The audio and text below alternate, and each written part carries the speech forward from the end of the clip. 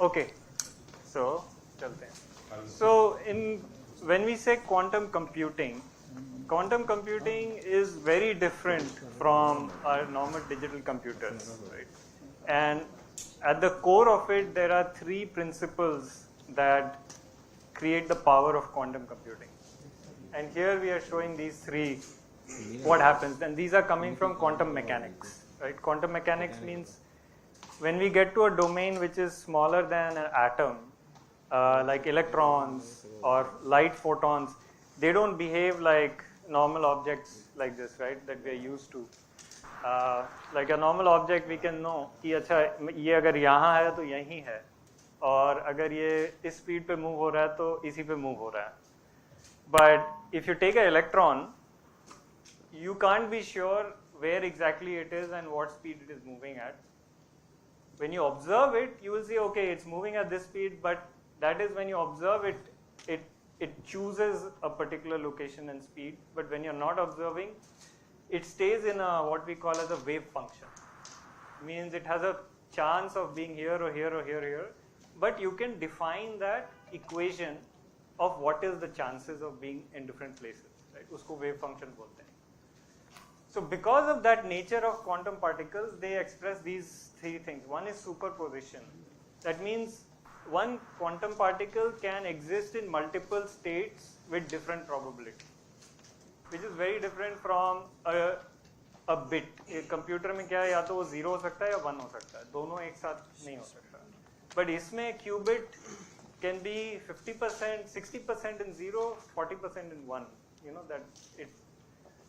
Entanglement means that you can take two qubits or say take two photons, light के जो particles होते हैं, entangle them in some way so that now if you take photon number 2 to Mars and then you change something about photon 1, photon 2 will also change, right? Which is strange, it's like magic, but it happens at a quantum level. And interference means that two quantum particles can interfere with each other and impact the state. So quantum computing mein all these properties are actually used fundamentally to define kaise computation hoga, right? Which is very different from normal machines, whether it's GPU, CPU, jo bhi aap le lijiye, usme these things are not there. They are very defined. They are like how we think normally, 0, 1, addition, multiplication, like that.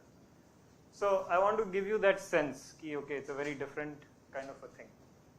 Now, where does it become useful? And this is a little bit computer science theory lens, but I'll try to make it simple.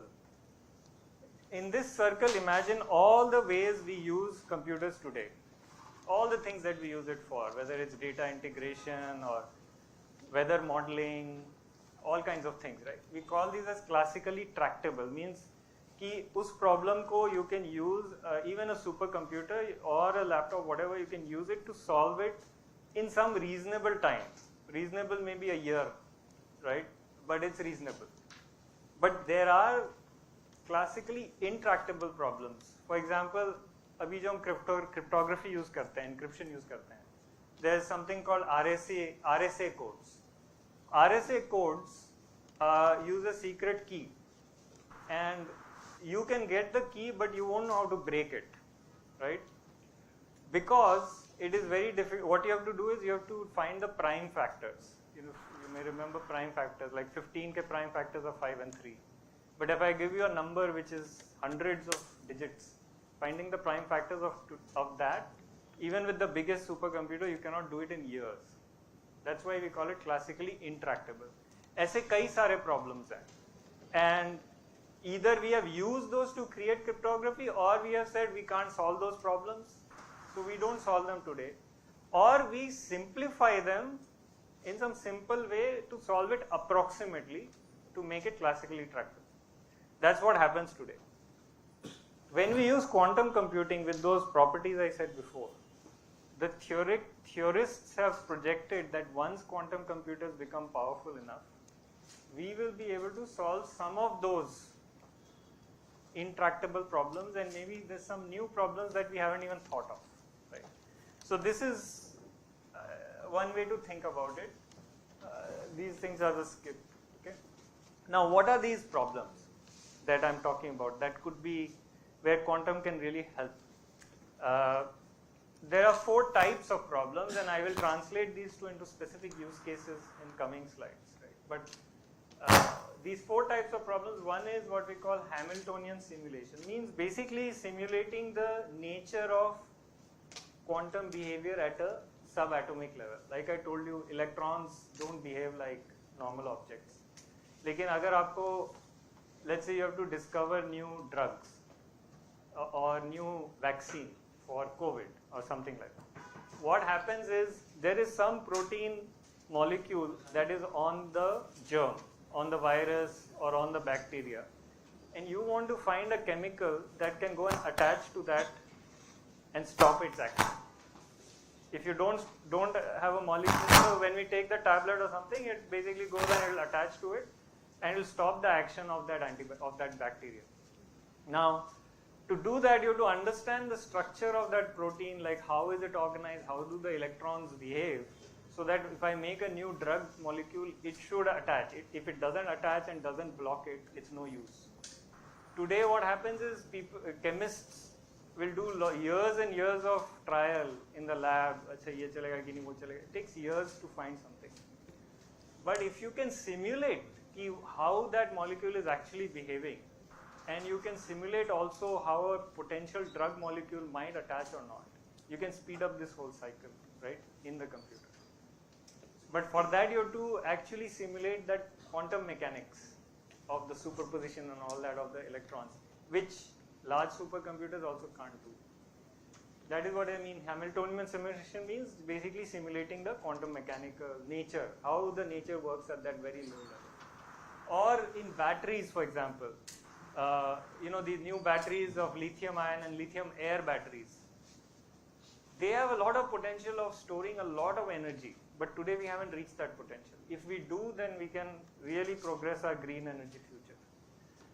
To do that, again, you have to understand that how the lithium ions bonds with other atoms are working, when do they break, how can I use the right chemical processes at that level. You need to simulate nature at the quantum level. Second class of problems is optimization. Means you have many variables, choices, and you have to decide the right choice. For example, for investment banks, what is the right portfolio to manage so I get the most return at the lowest risk? So they have thousands and thousands of choices of this stock, that stock, these bonds, how much to hold, for how long should I hold. And today they do it using some approximate mathematics. But they are doing something like what I said, taking the hard, unsolvable problem, but making a simpler version of it to solve it with today's machines. But if we could solve it in more accuracy, then you can come up with better answers.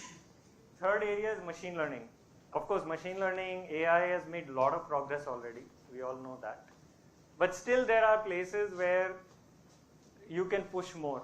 If you get a data set within which there is some pattern, but the pattern is hidden, you cannot observe it even if you apply today's AI.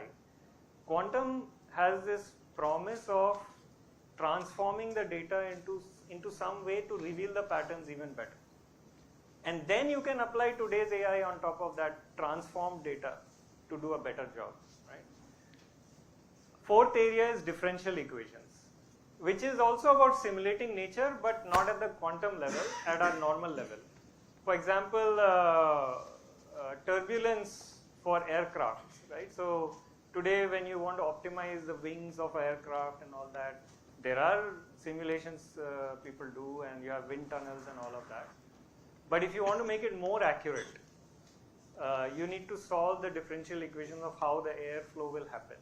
One important area is submarines, and modeling the hydrodynamics of submarines or torpedoes. That's not an easy problem, and there's promise that once quantum computers become powerful enough and people understand how to implement that problem in a quantum way, then we think that it will also help in this kind of differential equation. These are called differential equations. So these are 4 types of problems. So you can see these are different from, let's say, digital integration or what we use today's computers for business. These are more computational type of core computing deep type of things, but they can have very big impact in where we want to go with technology as a society. This is just mapping it to some industry sectors, right? The same things I said in a different view. Aerospace industry, where you're looking for high strength to weight materials, you're looking at computational fluid dynamics, wing composite design. In the automotive area, batteries, vehicle routing optimization when you have large fleets. In chemicals, finding better fertilizer manufacturing process, efficient catalysts. In electronics and semiconductor domain, energy domain, financial services, healthcare and life sciences. So many different industries, and actually many companies are already looking at, okay, I have this problem. Like if you go to a industrial company, like a chemicals company, they know that they want this, but they don't know how to use what quantum means for that, right? So they are starting to do this R&D to understand quantum and to understand कि इसको मैं use कैसे करूँ इस problem के लिए.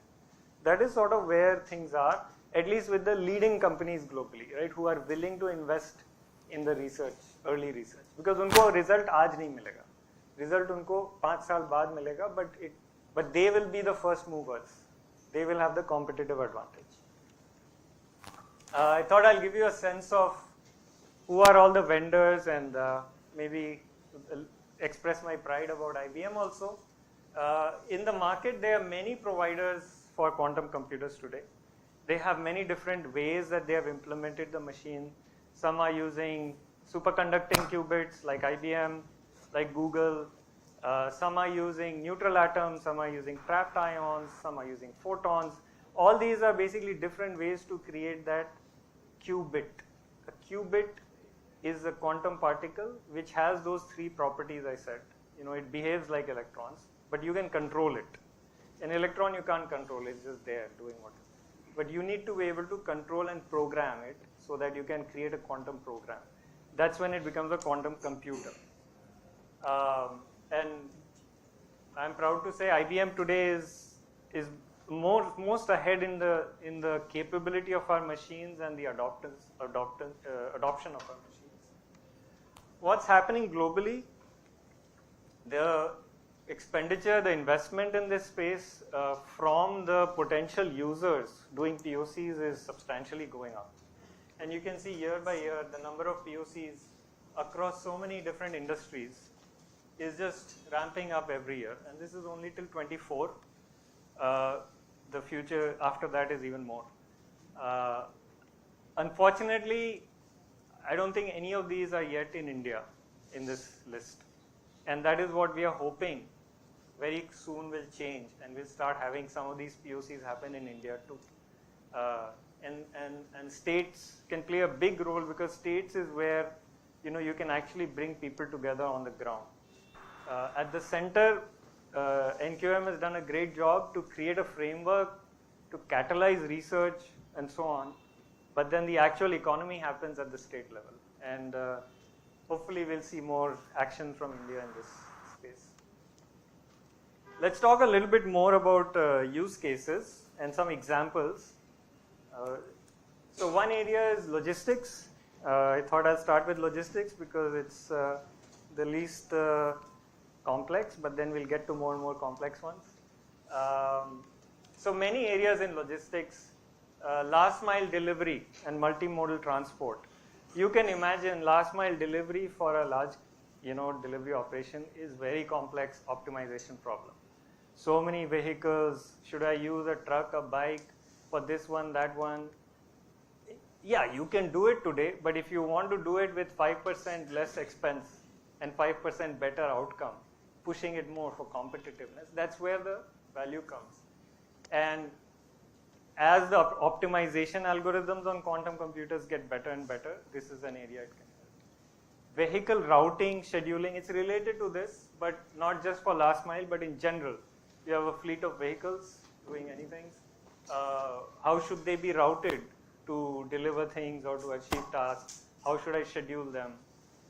Forecasting the demand, right? This is more of a maybe a machine learning type of a thing where I have many places that I distribute. There's a distribution and I want to forecast the demand. Again, this is a place where quantum can help. Global supply chain optimization.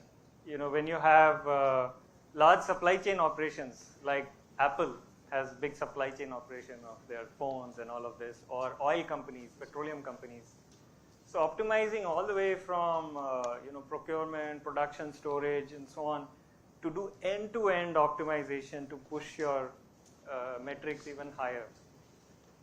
And then identifying potential disruptions, how to mitigate. So if you want to simulate what might happen because of, let's say, weather or war or whatever, those scenarios, and plan for, okay, in those, how should I re-optimize? All of these things are places where we believe quantum can help to improve your results compared to classical. One example is what ExxonMobil tried a few years. They did some collaboration with us. In 2021, for instance, they had 500 liquefied natural gas ships, right, in a year to transport LNG across the globe. And they make thousands of journeys in that year to destination ports, right? And that powers critical infrastructure. Now, this is a very complex, large-scale optimization problem with many, many variables of, okay, which docks, which ports in between are there, and demurrage charges, and uncertainties that come because of weather, and changes in supply, demand, production, so many things. And they've been trying to use quantum to see if they can come up with a more optimized answer to this problem. Let's take financial sector, which is a big one in Maharashtra. This is from HSBC, where HSBC, one of the things they do is trading in the bond market, corporate bond market, right? And what happens is, let's say you want to trade and someone says, okay, these bonds, now you have to bid, like you do on eBay or something, right? So you say, I will bid so many rupees for this bond. But you want to know what is the chance that my bid will be fulfilled. Because based on that, you might increase the bid higher or lower, right? All that matters. So this is a kind of a prediction problem. And they use normal machine learning type techniques where they take all the historical data of, bidding and all of that. Then for this new bond, they look at its properties and then they say, try to guess, okay, if I bid this much, what is the chance of fulfilling? If I bid this much? Because they want to bid the lowest possible that has a decent chance. If they bid very high, of course, they will get it, but they don't want to. And here what they did is they used a quantum computer to do what I had said earlier, that to all this data, they use a quantum computer to transform it into some other numbers. Then they used a normal machine learning on top of that. And they saw 34% improvement in the accuracy of that bid fulfillment probability. So this was very exciting. It just came out late last year. Another example is Vanguard, which is an investment company in the US. They manage basically investment portfolios. So portfolio optimization is a big deal for them. And here they took, like 109 bonds, and they said, okay, what is the right combination for me to get the, least risk and most reward? Here also they saw that they could get to within 0.5% of what is the best possible. And they're continuing to work to make it better and better so that they can work not just with 100 bonds, but with thousands and thousands of bonds.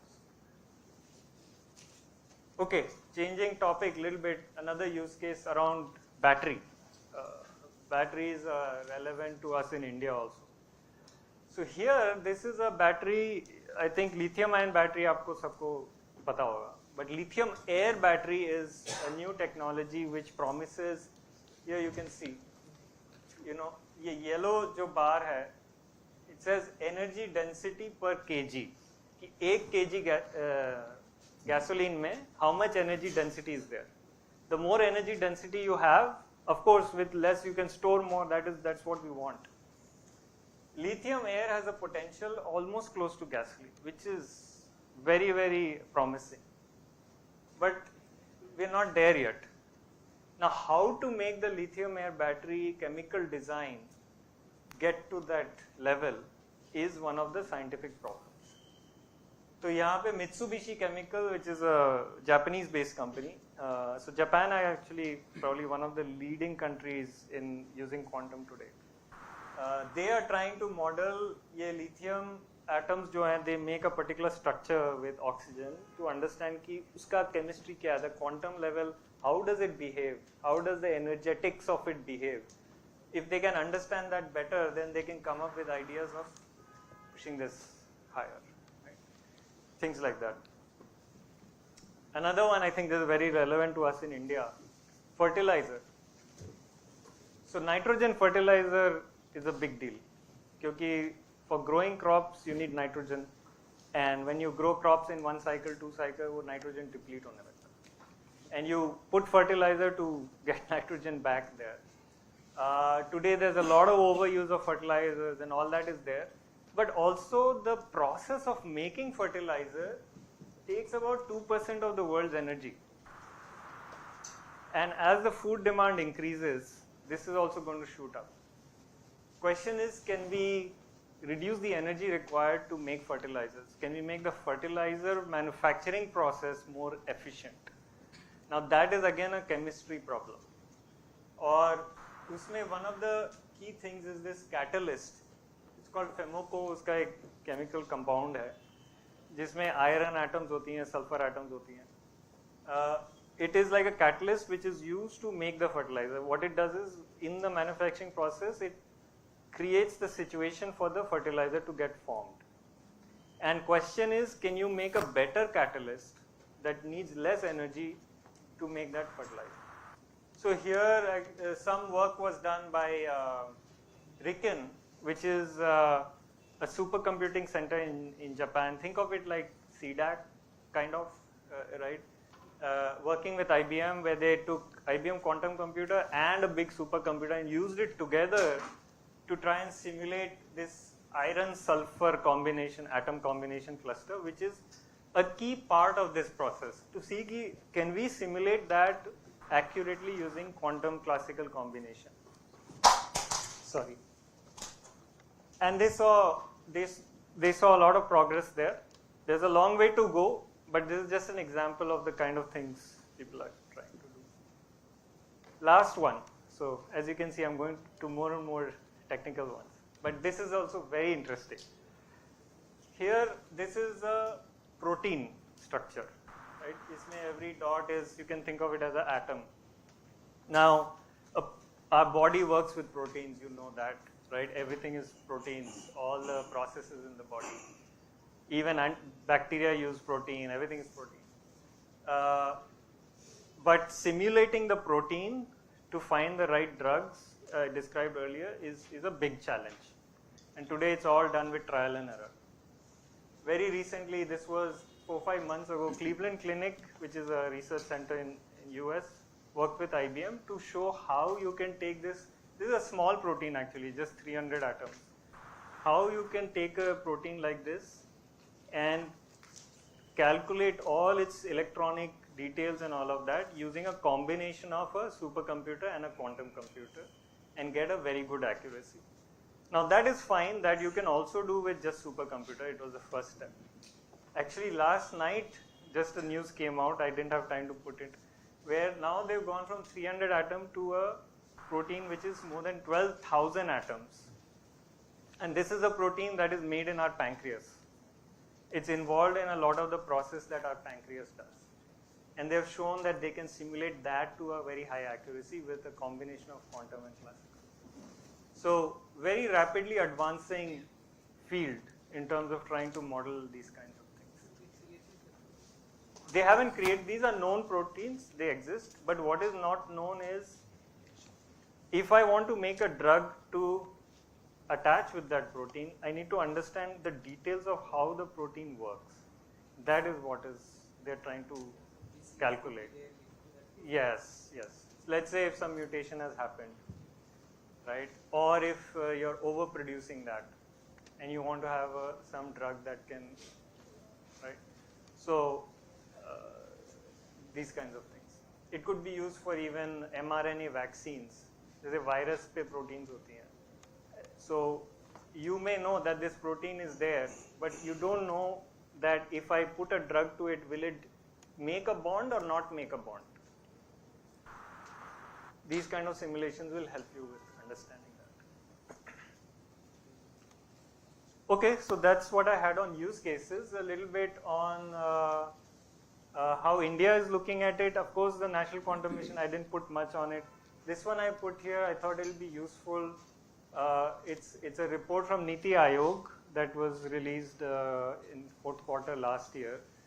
Niti Aayog has been doing this Frontier Tech Hub initiative, very good initiative, looking at many of the emerging technologies and creating roadmaps as a recommendation for India to see how to use those towards Viksit Bharat more ambitiously.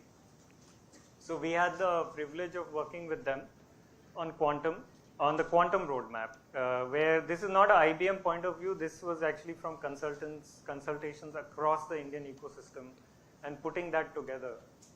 And we came up with a vision of where India could be in 2035 if we want to be amongst the top 3-5 nations in this area, right? And we came up with these 5 dimensions to that vision.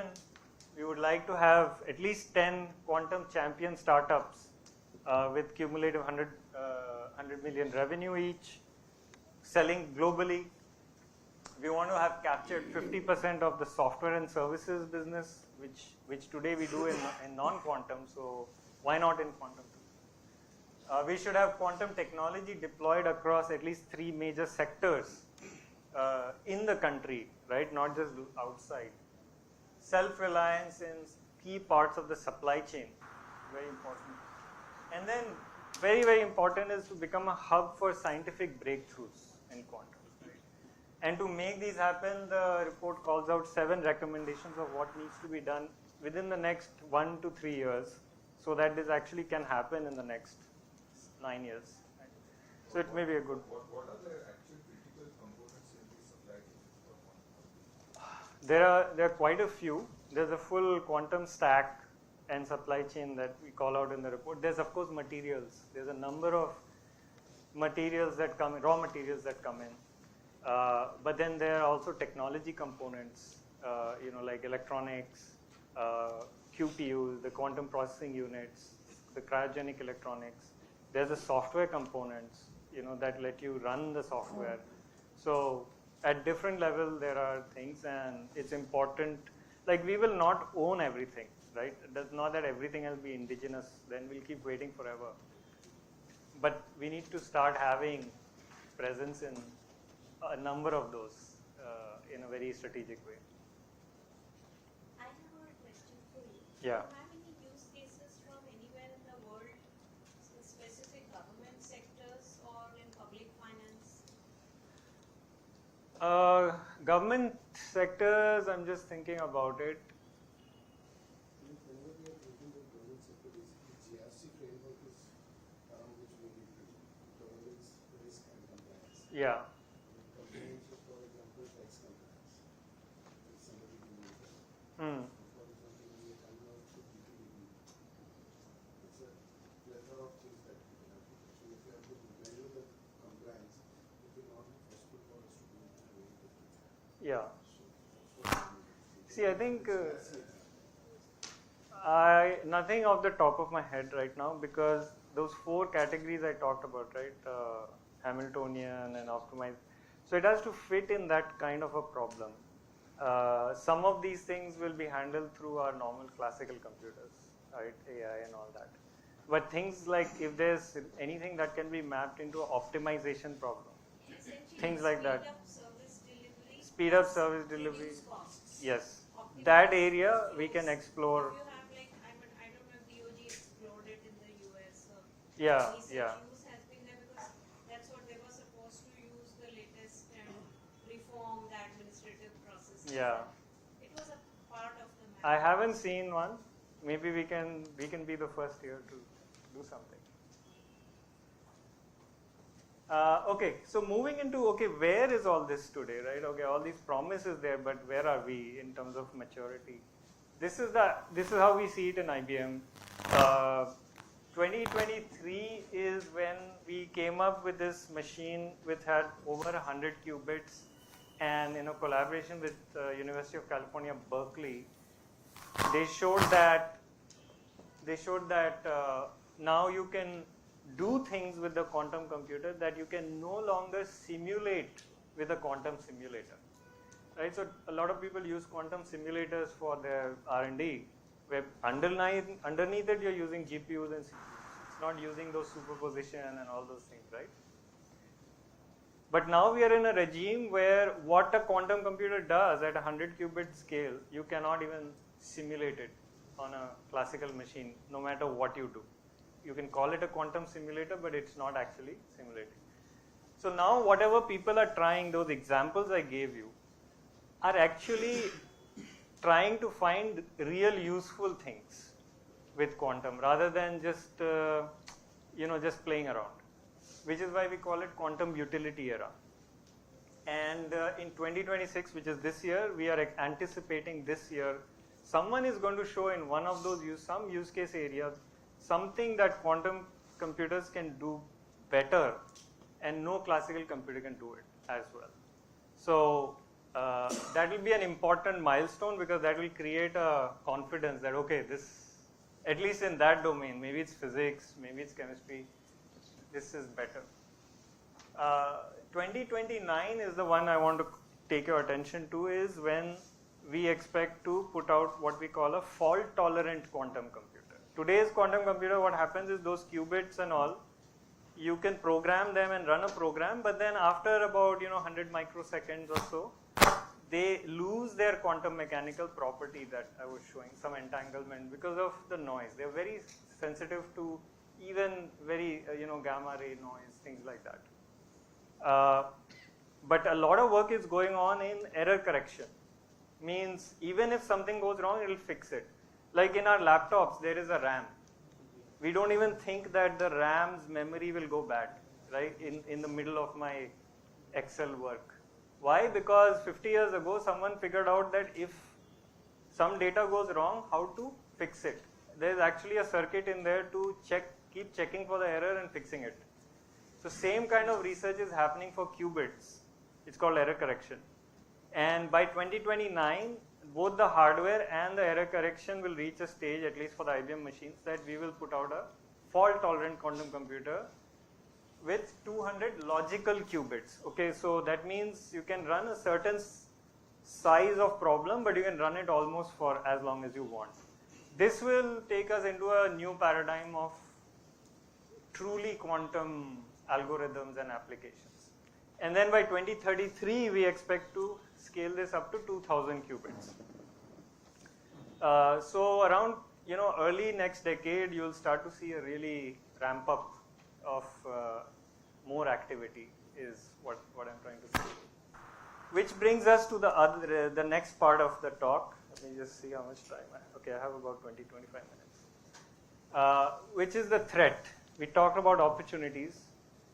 There are threats, and I hinted at it in the beginning when I talked about RSA cryptography and how it relies on this assumption that no one will be able to take a big number and find its prime factors, and so we can assume that all our secrets are safe. But we know actually the algorithm for solving that is already known with quantum computers. There's a very smart person called Peter Shor, many decades ago. He already came up with that algorithm, but the computers are not there. But we are trying to make those computers. And so today, a lot of cryptography relies on these hard math problems. They assume that this hard mathematical problem cannot be solved. And if they are used in public key encryption, when anything is sent on the internet, there's a public key based transmission that happens. Digital signatures, these are used a lot in governance now and many things, right? Using digital signature, you can certify things. And they use these algorithms like RSA, DSA, ECC, all these are there, okay? And this is showing you, like, if you have a long number like this and you want to find its factors, very hard. It'll take millions of years, even if you take the most powerful machine. But with quantum and Shor's algorithm, this is going to be in the hours range. So then what happens to all of our data? What happens to all of our communication, all of our security? It's pretty scary.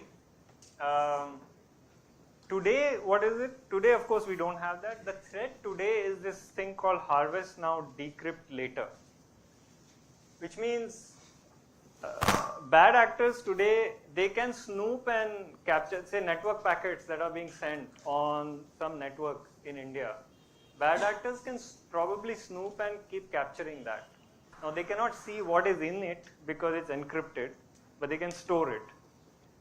And then maybe after X years, when they can decrypt it, then they can decrypt and see what was there. And a lot of data of today will be relevant in a few years. After this notion of Q day being the day when somebody is able to break all these things, of course a lot of other things happen. You can of course decrypt this harvested data by stealing the keys. You can disrupt business by forgery. You can manipulate digitally signed contracts. You can do many things. This is probably not exhaustive. Now, what kinds of things it impacts? Internet protocols, everything we do on the internet, somewhere it's using one of these techniques. Digital signatures, a lot of critical infrastructure, when you're sending code updates to cars, for instance, or to anything, control systems, these all rely on some kind of security feature naturally. But all these security features use these same kind of codes.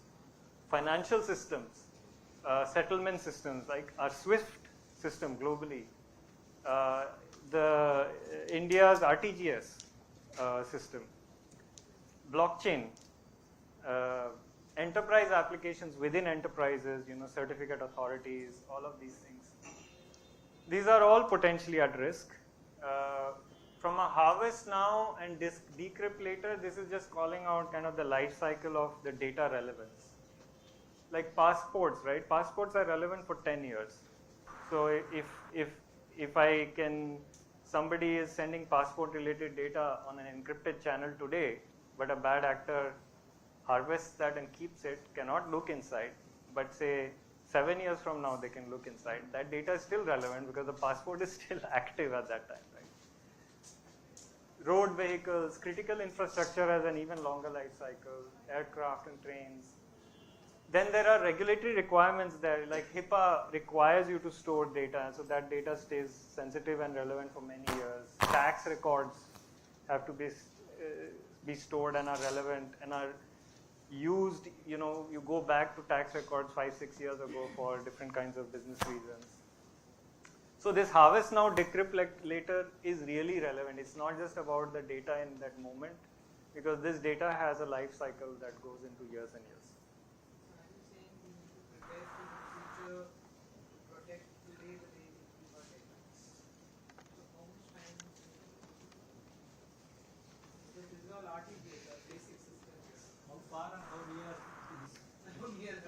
No, that's what I'm going to get.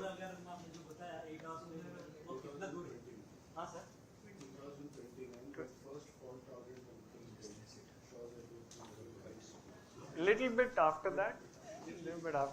I will talk about it actually. Yeah, I will talk. मैं सब बताऊंगा. So little bit about how, actually that's the question you're asking. When is this Q day, right? So there are predictions by expert institutes, right? So NIST, I'm sure आपको NIST पता होगा. NIST is they are expecting about 2030.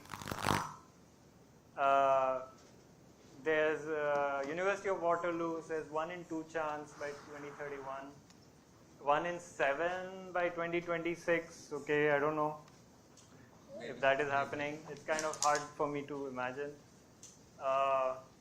But roughly you can see, right? Early 2030 is what people are thinking.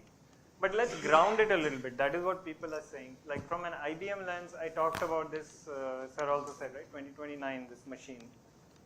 And 2033, this machine that we are expecting to have, which is 2000 logical qubits. And something, oh, this is just, our data center vision. In Poughkeepsie, we have a data center where these are the current machines, IBM Quantum System 2. This is what we expect this machine to look like, and this is what we expect the bigger machine to look like once it's built out. But that's the hardware story. There is an algorithm story also, because Shor came up with his algorithm in 90s or something like that. Since then, people are trying to make that even better and faster as a theory, and this sort of shows over the years how big of a quantum circuit or quantum program, how many quantum operations you can imagine need to be run to break, to factor the numbers. Okay. So we were somewhere here, it's like 10 to the 11, kitna hua, it's like 100 billion operations. And researchers have been bringing that down and down. Abhi March May, there was a very notable research paper that came out. I think it was Google and some others, where they showed that this particular cryptography, this is not all the cryptography I said, the ECDLP, which is also used quite widely, with about 1200 to 1400 logical qubits, in about 9 minutes, you will be able to break. Right? Well, yes, but WhatsApp, I believe, is trying to move to quantum safe crypto. Right? So at least private companies, I think, will be proactive because their business depends on it. If they don't, then yes. But yeah, but the key point is with this many logical qubits, 1400. And that is where this picture comes into play, because somewhere between these two is where 1400 is, right? This is IBM story. I don't know what China is doing, right? Maybe China's time scales are different, right? But I think we don't know. We don't know. It doesn't get out of that country. We don't know, right? But they invest a lot more. Yes, at least at a public level. Yes, not overall, but public investment. So that hopefully gives you a sense of when this Q day is coming. It's probably in the early 2030s sometime. And this is just sort of, I don't know why this noise is coming.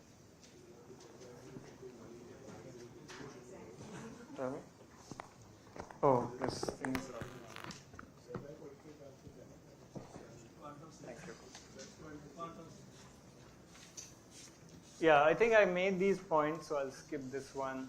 So what are people doing in terms of regulation? Maybe useful to know.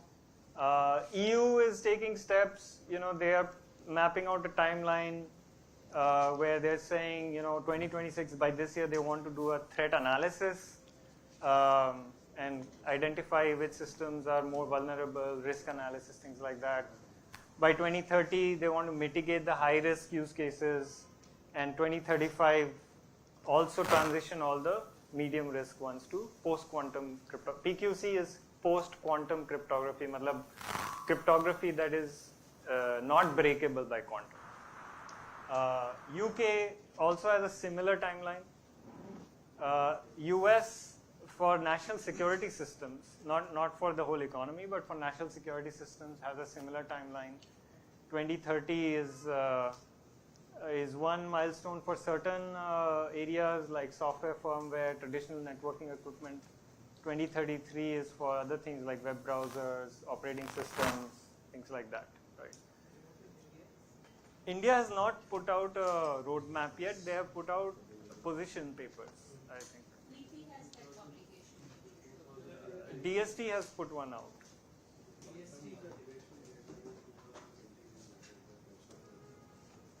I see. It's very aggressive because it's not so easy. Yeah, so I don't know if the execution plan is there. Yeah. So where are we in terms of the PQC actually? Like, so what is the backup plan? So the good news is that a lot of work has happened over a decade or more on trying to find alternative cryptography. A lot of experts are working on it. I don't think this. किधर लगाऊं? Hand mic.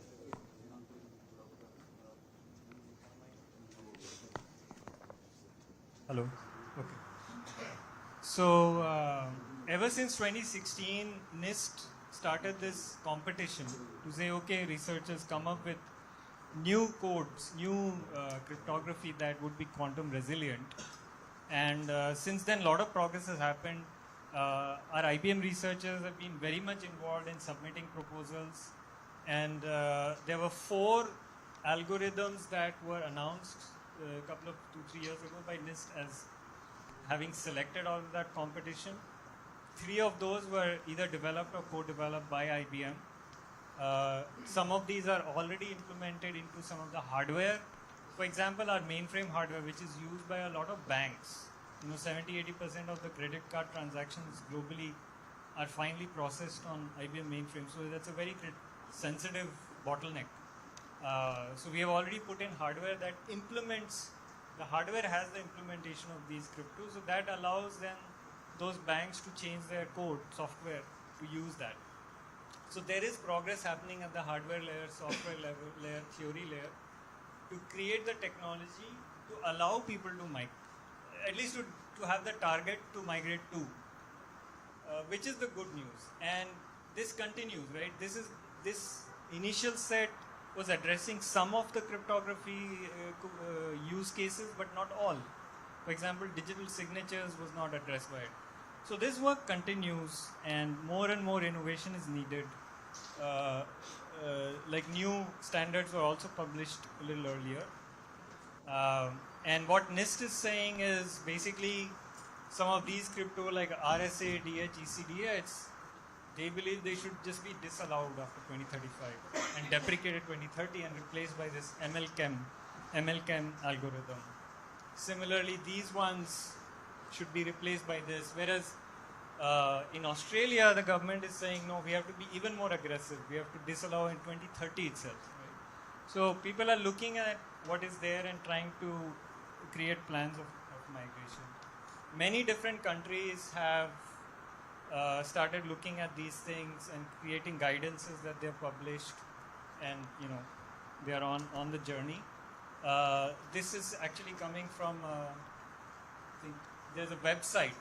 I don't have the URL, but this QR code, if you scan on this website, it's a tracker for all the different countries, what kind of steps they are taking, where are they in their journey in terms of setting the standards for their own journey. Now, looking a little bit of how this plays out when we think about impact and migration, right? If you take an enterprise or an organization, what happens is you have business assets, that is where your business processes, your data assets, your applications are there, and you need to determine the criticality and risk. Then there's a lot of dependencies, right? It's not just that, I'll fix here and everything will work. Like there's a lot of dependencies between applications and components. And then where are your cryptography artifacts? Where are you storing the keys? You have to go find them also, because many times all these have been built in an ad hoc manner. Some vendor is storing the keys somewhere. Like people don't even have an inventory of where these artifacts are. Right? So the threat is to the cryptography artifacts, and the impact happens at the business level. And the people managing these are different, because the people owning the business application have no idea where the cryptography artifacts are. And the complexity comes because of all these dependencies, like who gets impacted because of a threat is happening because of these flows. Now the standards are important to establish a standard way of doing this. we believe that this needs to move faster, both at an international level and at a national level. And then the guidance and legislation also needs to be much more, not just outlook, but execution plan, right? That can be moved into motion. So there are a lot of recommendations here that we present whenever we present about this to different stakeholders. What all are needed at this different levels. Skip through this. Now, when we talk about adoption, there are many personas that need to be involved in this process. You have your enterprise and strategy. Enterprise is just any kind of large organization that actually runs the business, where you have people like the CIO or the CTO or the Chief Information Security Officer. Then you have the compliance, risk, and cybersecurity teams. They have to be very much owning the strategy for how is this going to happen in the organization or in the department. They need to also understand where is the inventory, like they need to have the visibility and the plan. It is a gap. Yeah. You don't have an owner, right? Yeah. I mean, tools can be there. First is if you have an owner who knows that this is my job, then they figure out, okay, where to find the tools. Yeah. Then there are the actual business assets, the actual departments or businesses, the developers, all those methodologies of how we develop, how we deploy, how the business uses these things. That's not known or owned by this team, right? But they are very important in this process because the crypto is somewhere there, and the change management happens over there. But then an important part is your third party, your supplier ecosystem, because not everything is in-house. There's some vendors who have implemented something, some libraries you've used, some software somebody has bought. If they are not fixing it, then that's your weak spot. So all of these have to have a plan that is coordinated and agreed with. This is a complicated one. I won't go through this. But generally what it's saying is there is a way to think about this in some structured way, that across these three layers, how to go about understanding the risk, first of all, creating the joint awareness. This discussion we are having is somewhere here today. How to define the target state, like, okay, so where do we need to be? That needs to be defined clearly and kind of at a high level, the roadmap, and then execute, and how these different parties can be involved in that process. Broadly, if you look at the technology that's needed, there are these 4 pillars. One is you need to discover and create an inventory. Where all is cryptography used? Is it used for encrypting data at rest? Is it used in some communications? Is it used as digital signatures? Like, where all is it used? I need a way to discover and inventorize that. And there are tools that many vendors have built that are available to do these kinds of things. Second, if you have an inventory, then you can do assessment. You can assess what is my quantum cryptography risk. Like, okay, if I have it is in these 1,000 places, then these 1,000 places are there, and what is the impact of it, right? Which business applications are more critical? You can flag, which ones are the outdated one. Sorry? 100%, yes, but at least you'll know exactly where. Then you need a way to manage the life cycle, because there's not a one-shot process that, okay, today it will happen.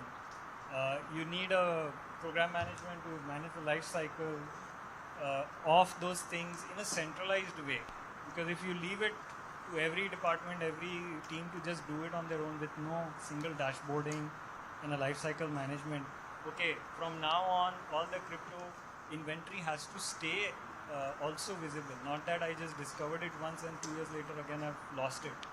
So you have to establish a life cycle management mechanism also going forward that allows for all the interventions we need: automated key generation, enforcement of the consistent policies across because we don't want to be in the same state 5 years from now. Maybe something else comes across along. Now we have to again change some cryptography.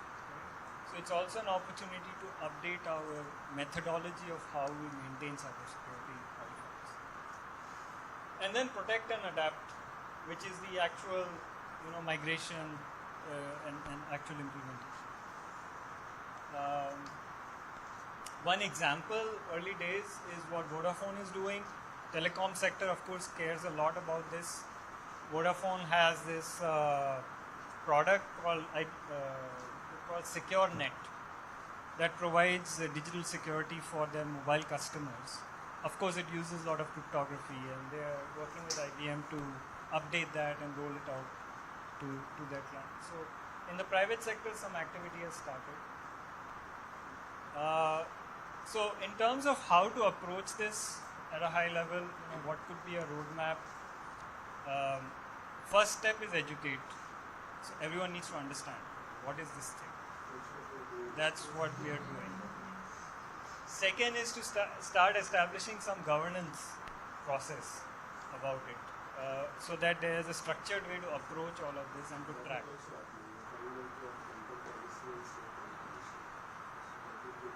That will take care. Then you get into the things I talked about. So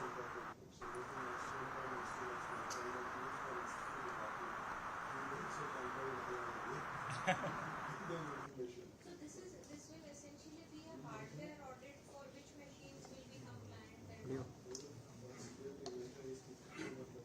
is the threat? And then we will assess what are our criteria. For example, if you take nationally, then our power grids and defense systems become the most priority.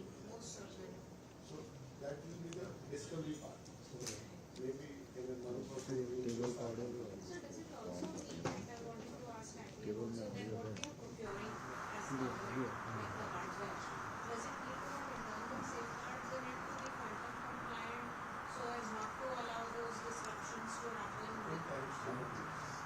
In times to come. Then we have to also look at our procurement timelines and what we procure at least next year onward should have that.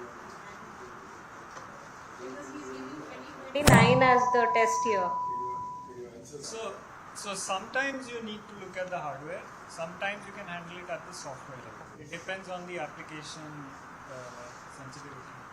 I gave the example of the hardware in the IBM mainframe because those are used for high-speed transactions.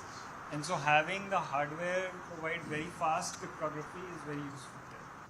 But if you are only doing, say, web authentication, not transactions, maybe the hardware doesn't matter, the software has to be updated and your data management has to be updated. So just one more question related to, you mentioned earlier that more than half the credit card back-end transactions and back-end work is handled by IBM and its infrastructure.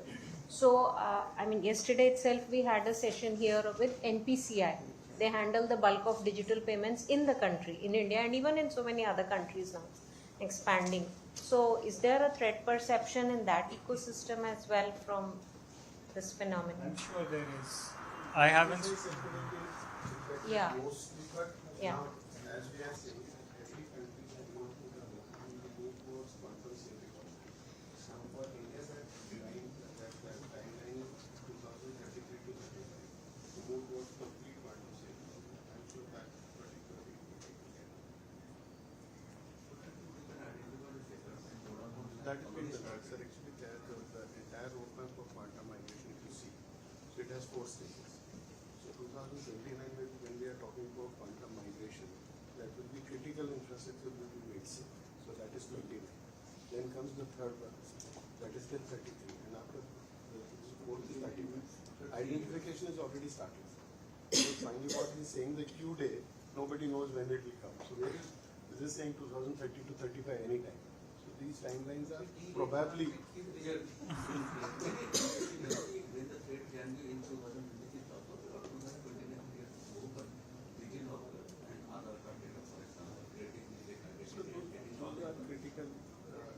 those are critical details. They will be taken.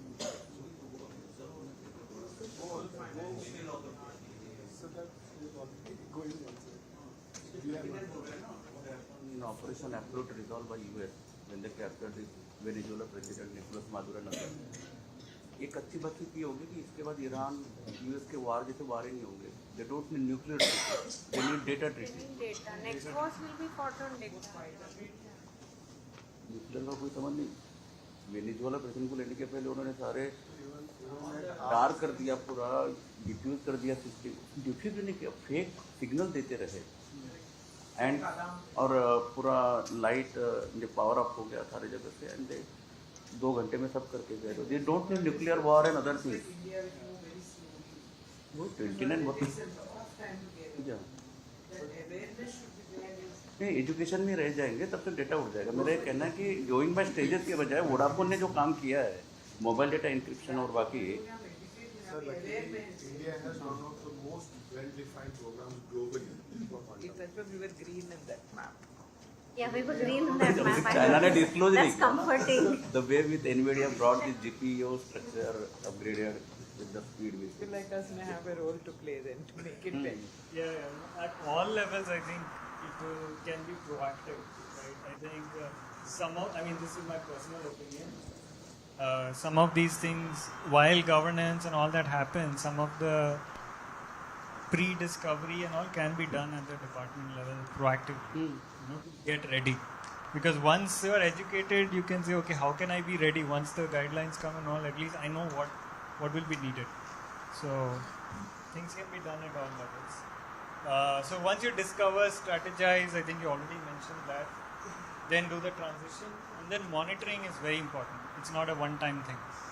You need to then get into a new way. We actually call it crypto agility. See, until today it was like crypto, done, forget. But now you have to be in a phase like, I know what my crypto is, anytime I need to change anything, I can do it.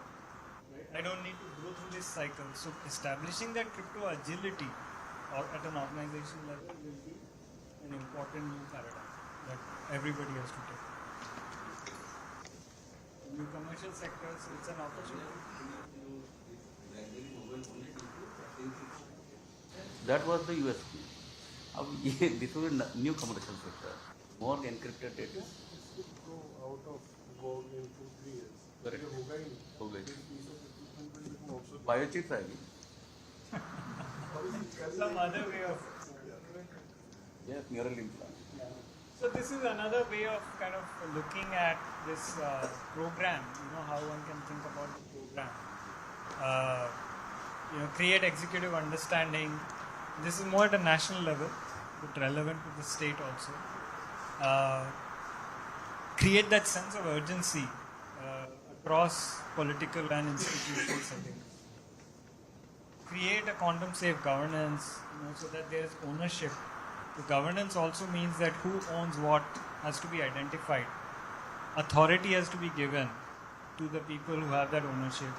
Coordination mechanisms have to be identified. Right? So while a lot of countries are saying by this will happen, but to go a little further when we talk about governance is those roles, responsibilities, coordination mechanism, empowerment, all that has to be put in place.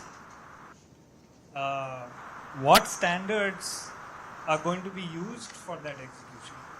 Right? That choice of the standards framework and whether that is the right one for your organization, for your state, choosing those things is also part of this.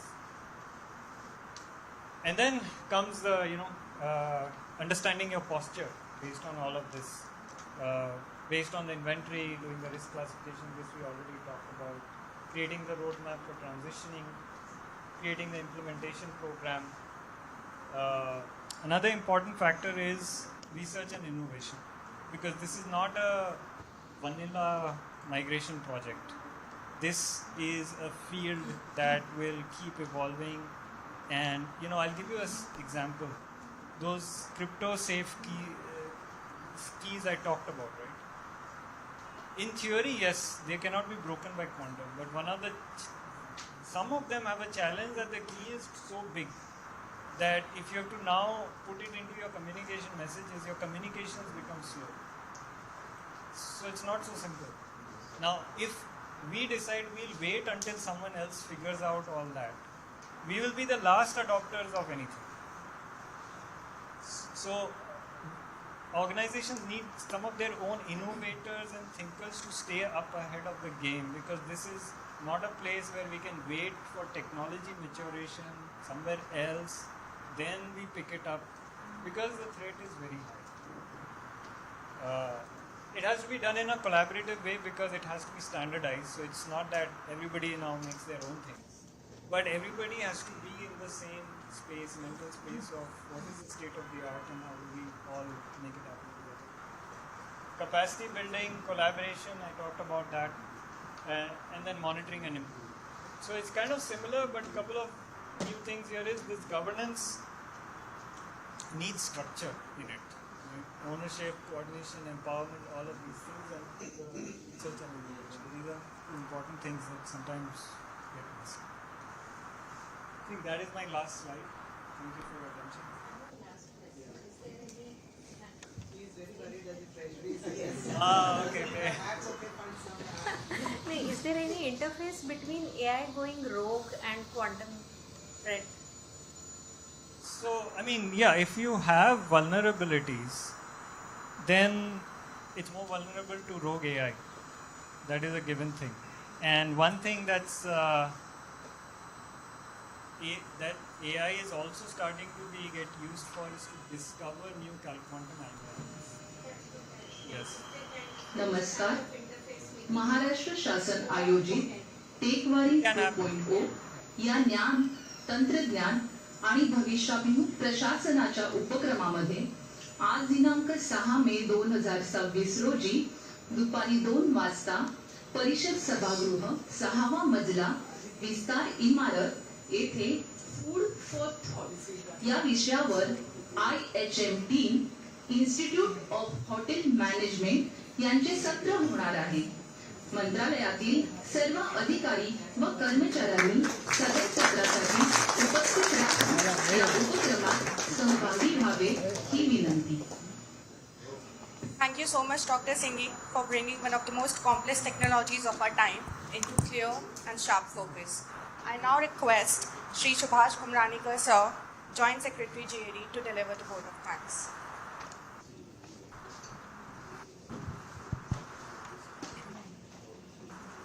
Distinguished audience, our esteemed speaker, and dear colleagues, it's my privilege to propose vote of thanks for today's session on quantum computing, its uses, threats, and development.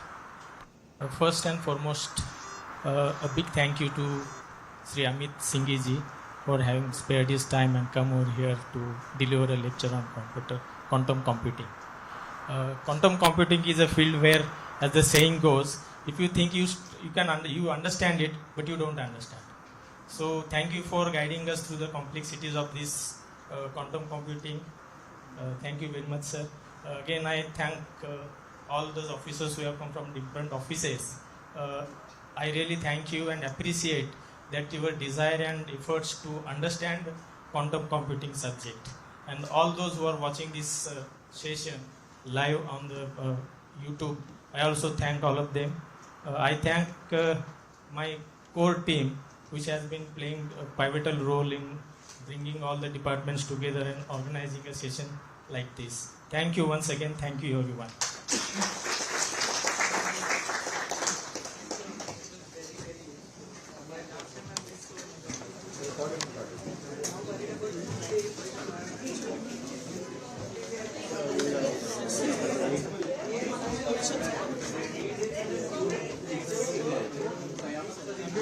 हम लोगों का हो गया अभी दूसरा बंदा है, दूसरा लड़का है. हाँ